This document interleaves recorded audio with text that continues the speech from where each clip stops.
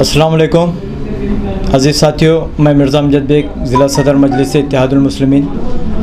आप तमाम से ये अपील करता हूँ और आपको ये इत्तला देता हूँ कि कल नांदेड़ में नक़ीब मिल्लत अलहाज बैरिस्टर असदुद्दीन ओवैसी साहब की आमद है। कल वो असम्बली इलेक्शन 2019 के लिए शुमार अल जुनूब के इंतखाबी जलसे से मुखातिब करेंगे।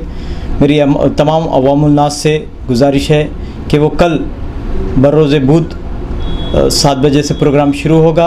ये हैदराबाद पानी की टाँकी पर ये प्रोग्राम रखा गया है।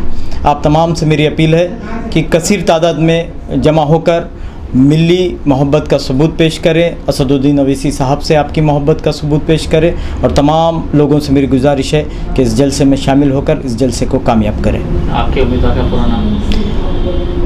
जो अलहाज बैरिस्टर असदुद्दीन ओवैसी साहब आएंगे वो शुमाल और जुनूब दोनों की इंतखाबी तशहीर के लिए आएंगे। शुमाल से हमारे कैंडिडेट अली जनाब फ़िरोज़ ख़ान लाला साहब है और जुनूब से हमारे कैंडिडेट अली जनाब साबिर चाउस साहब है।